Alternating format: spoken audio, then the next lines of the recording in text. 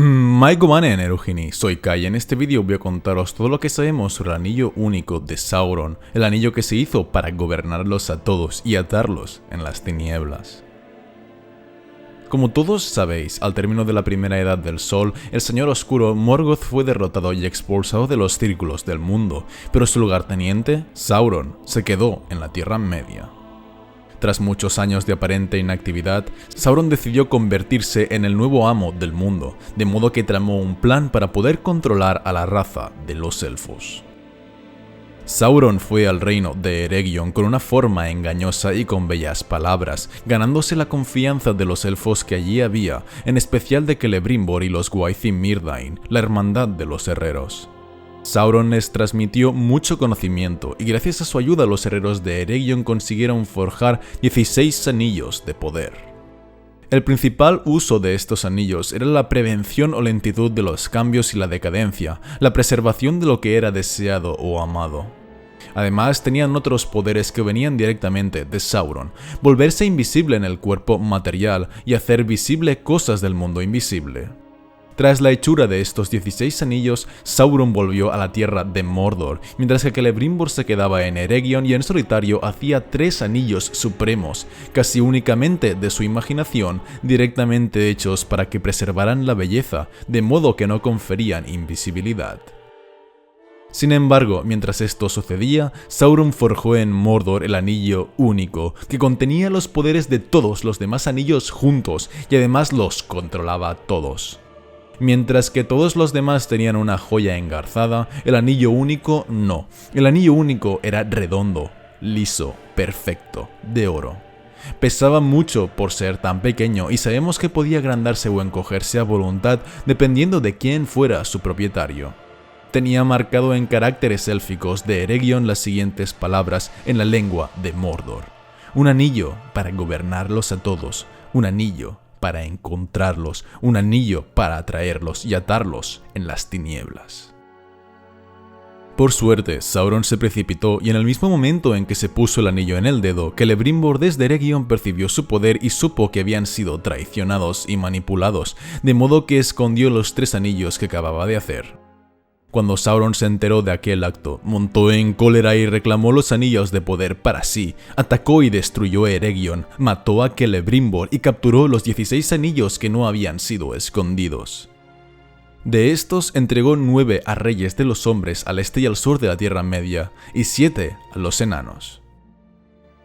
Los poderes del anillo único eran absolutamente impresionantes. Hacía que el sentido de la oída fuera aumentado, otorgaba el don de la comprensión y de entender todas las lenguas, aunque no las hablaras, y no solo tenía los poderes de todos los demás, sino que además el portador del anillo único podía ver los pensamientos de aquellos que usaban los otros anillos, podía gobernar lo que hacían y podía llegar a esclavizarlos. Sabiendo esto, los elfos no se atrevieron a usar los 3 anillos que Celebrimbor había escondido, pero en cambio los 7 enanos y los 9 hombres no lo sabían y sí que usaron los anillos que Sauron les había dado. Con los enanos no ocurrió nada, porque eran de naturaleza inquebrantable y ni sus vidas se vieron alteradas ni Sauron pudo esclavizarles, pero con los hombres la cosa fue distinta. Los anillos, que habían sido hechos para prevenir la decadencia, les otorgaron a los mortales una vida que no moría, pero que tampoco crecía ni adquiría más vida, simplemente continuaban existiendo hasta que al fin cada minuto era un agobio. Empleando a menudo los anillos para volverse invisibles, al final los 9 se desvanecieron, transformándose en seres permanentemente invisibles, atados, esclavizados a la voluntad de Sauron, pues aquel era el poder del anillo único que él había forjado. Sauron gobernaba un imperio creciente desde la Torre Oscura de Barad-dûr en Mordor, al lado del Monte del Destino, portando el anillo único en su dedo. Pero para conseguir que el anillo fuera más poderoso que todos los demás, para conseguir que el anillo pudiera leer el pensamiento, controlar y esclavizar a los demás portadores, Sauron se había visto obligado a dejar una gran parte de su propio poder innato en el anillo, de manera que el anillo era un objeto casi divino, pues poseía el poder de un Maya. Mientras lo llevaba, su poder en la Tierra era aumentado, pero incluso si no lo llevaba, ese poder seguía existiendo y estaba en entendimiento con él, no disminuido. Por tanto, Sauron dejó su poder en el anillo, pero no perdió ese poder, sino que siguió formando parte de él. El problema tan solo podía ocurrir si otro ser que no fuera Sauron cogía el anillo y era poseído por él. En ese caso, si el nuevo poseedor era suficientemente fuerte y heroico, podía retar a Sauron, derrotarle y ocupar su lugar como nuevo amo y tirano de la Tierra Media. Esta era la debilidad esencial que Sauron había introducido en su situación tras su largamente infructífero intento de esclavizar a los elfos, en su deseo de establecer el control sobre las mentes y las voluntades de sus siervos. Al tener el anillo, su poder era incluso mayor que antes, pero si otro adquiría el anillo, Sauron se podía ver derrotado. Y aún había otra debilidad: si el anillo único era destruido, entonces su poder sería disuelto, el propio Sauron sería mermado hasta el punto de ser desvanecido, y sería reducido a una sombra, a una simple memoria de voluntad maligna. Aunque esta posibilidad, Sauron nunca la contempló o temió, pues el anillo solo podía destruirse en el Monte del Destino, y esa era una montaña inaccesible, pues estaba en Mordor. Y además, el anillo por sí mismo era capaz de levantar un gran deseo en el corazón de su portador, de manera que quien lo usara acabaría esclavizado a él. Estaba más allá de la fuerza de cualquier voluntad, incluyendo la de Sauron, el hecho de querer dañar el anillo o tirarlo o abandonarlo. Más tarde, los Númenóreanos desembarcaron para enfrentarse a Sauron, y él se humilló y se lo llevaron a Númenor. En el Silmarillion no queda claro si Sauron se llevó con él el anillo único o si lo dejó en Mordor, pero en las cartas de Tolkien se nos confirma que Sauron no solo se lo trajo a Númenor, sino que además lo usó para poder dominar las mentes y las voluntades de la mayoría de los Dúnedain, quienes no conocían la existencia de los anillos de poder. Por tanto, el anillo fue un instrumento esencial para que Sauron pudiera corromper a los hombres de Númenor, aunque no se nos explica cómo es que Sauron, si no tenía forma física, pudo llevárselo de allí hasta Mordor cuando Ilúvatar anegó la isla. En cualquier caso, el anillo siguió en poder de Sauron hasta que se libró la Guerra de la Última Alianza, momento en que los reyes Gil-galad y Elendil murieron al mismo tiempo que Sauron, y una vez muerto, Isildur le cortó el anillo de la mano.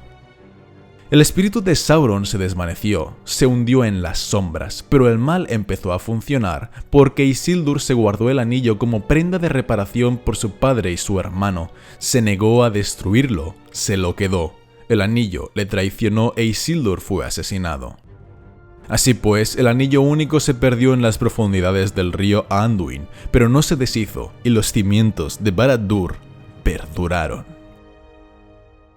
Al desaparecer tanto Sauron como el anillo, los portadores de los tres anillos de los elfos, que eran Círdan, Galadriel y Elrond, empezaron a usar los poderes de sus anillos, haciendo entre otras cosas que sus respectivas moradas fueran más bellas de lo normal. Por su parte, el anillo único se quedó en el río Anduin durante 2500 años, hasta que fue encontrado por Dígol y robado por su amigo Sméagol, quien a su vez se convirtió en Gollum y se escondió en las montañas nubladas. Como todos los demás anillos de poder, el anillo único le proporcionó a Gollum una vida que no terminaba nunca, y además le creó una gran dependencia, esclavizándole, devorándole la mente, hasta que Gollum fue incapaz de separarse de él, manteniéndose juntos durante casi 500 años. El anillo único era capaz de cuidarse solo, poseyendo una voluntad por sí mismo. En la batalla de los Campos Gladios se había escapado de la mano de Isildur, traicionándole, y ahora que Sauron despertaba una vez más y transmitía oscuros pensamientos desde el Bosque Negro, el anillo abandonó a Gollum. Por suerte, en el mundo no solo actuaba la malicia de Sauron, sino que Ilúvatar intervino de nuevo, no directamente, pero sí haciendo que no fuera un siervo de Sauron quien encontrara el anillo, sino que fuera el hobbit Bilbo Bolsón. Bilbo usó la invisibilidad del anillo varias veces durante su viaje hasta Erebor y en la batalla de los 5 ejércitos, y más adelante se lo llevó a la comarca.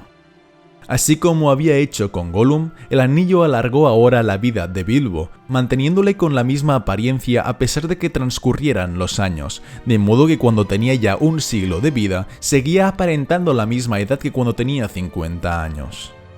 También a Bilbo empezó a crearle una gran dependencia, de modo que cuanto más tiempo pasaba con el anillo, menos ganas tenía de deshacerse de él. Lo quería tener siempre consigo, sintiéndose intranquilo si no lo tenía encima. El día de la fiesta para su 111º cumpleaños, Bilbo le dejó el anillo a su sobrino Frodo, pero hacerlo le costó un gran esfuerzo, y tan solo lo consiguió gracias a la intervención de Gandalf, sin el cual Bilbo se habría quedado con el anillo hasta ser esclavizado por él, como le había pasado a Gollum. Como a Gollum y a Bilbo, el anillo empezó también a alargarle la vida a Frodo, manteniéndole con el mismo aspecto a pesar de que los años iban pasando. Por suerte, Frodo lo usó poco o nada, lo que hizo que el anillo influyera en él más lentamente. Sabemos que el anillo podía hacer que su portador tuviera intensos deseos de ponérselo en el dedo, es decir, podía manipularle psicológicamente, y eso fue lo que ocurrió varias veces a lo largo del viaje de Frodo hacia Mordor. Además, el anillo tenía la capacidad para introducirse, si lo deseaba, en el dedo de su portador de manera casi casual, como ocurrió en Bree, que mientras Frodo bailaba tenía la mano en el bolsillo y al tropezar, el anillo se deslizó en su dedo. A lo largo de los libros se da a entender que, además de todos estos poderes de los que ya hemos hablado, como la invisibilidad, el alargar la vida de los mortales, el controlar a los otros portadores o el devorar la mente de los que son más débiles, el anillo único era también un arma de guerra, un arma muy poderosa, capaz de cambiar por sí solo el rumbo de las batallas. De ello se habla en el concilio de Elrond, cuando Boromir sugiere que puede usarse el poder del anillo para derrotar a Sauron, o en las conversaciones que tienen Faramir con Frodo o Denethor con Gandalf y Faramir. No se explica de qué modo podría usarse el anillo en una batalla, pero sí que se deja claro que se trata de un arma de guerra de un poder incalculable. Además, el anillo era capaz de tentar con este poder a quien quiera que lo llevara, inundando su mente de fantasías en las que su portador vencía a todo el mundo y se convertía en el gran héroe y salvador de la Tierra Media. Esta tentación ocurría incluso si no se llevaba el anillo en el dedo, pues cuando Sam lo cogió, teniéndolo colgado solo del cuello, ya tuvo estas sensaciones, que sin embargo sabía que eran mentira, un simple engaño del anillo para que Sauron descubriera dónde estaba. A medida que Frodo y Sam se acercaban al lugar donde el anillo único fue forjado, el poder del anillo iba aumentando, volviéndose cada vez más maligno, indomable excepto quizá para alguien de una voluntad muy poderosa. Asimismo, aumentaba cada vez más el peso del anillo, hasta el punto de parecer un verdadero fardo, cuyo peso vencía y encorvaba a Frodo cada vez más. Como los poderes del anillo aumentaban, como más cerca se encontraba del corazón de Mordor, cuando Frodo y Sam llegaron al fin al Monte del Destino, la misión era imposible de cumplir, pues Frodo estaba ya totalmente esclavizado. Al igual que Gollum, Frodo se había vuelto totalmente dependiente del anillo, incapaz de abandonarlo, de lanzarlo, de apartarlo de él o de dañarlo. Y si alguien trataba de quitárselo, Frodo se volvería loco, su mente se quebraría. Al final de su viaje, la única solución posible para la destrucción del anillo habría sido que Sam tirara a Frodo con el anillo encima al fuego de Lord Oberyn, pero eso también era imposible, puesto que Sam era leal y jamás le habría hecho daño a Frodo. Por tanto, la actuación tuvo que ser externa. Gollum llegó y se peleó con Frodo por el anillo, y una vez lo consiguió, se sintió tan contento que empezó a saltar. De repente tropezó y se cayó al abismo, destruyéndose a él y al anillo al mismo tiempo. Al destruirse el anillo único, el poder de los otros grandes anillos también se perdió, se desvaneció, pues dependían del único. Los tres de los elfos se quedaron vacíos, se convirtieron en simples anillos normales. Lothlórien y Rivendell volvieron a ser dos lugares como el resto, no embellecidos por ningún poder. Asimismo, los 9 anillos de los hombres también se marchitaron, de manera que los 9 Nazgûl encontraron la muerte. Y con esto termina mi vídeo sobre el anillo único. Espero que os haya servido para aprender nuevos datos. Dale al like si os ha gustado y suscribíos para más vídeos de la Tierra Media. Un saludo a todos, chicos.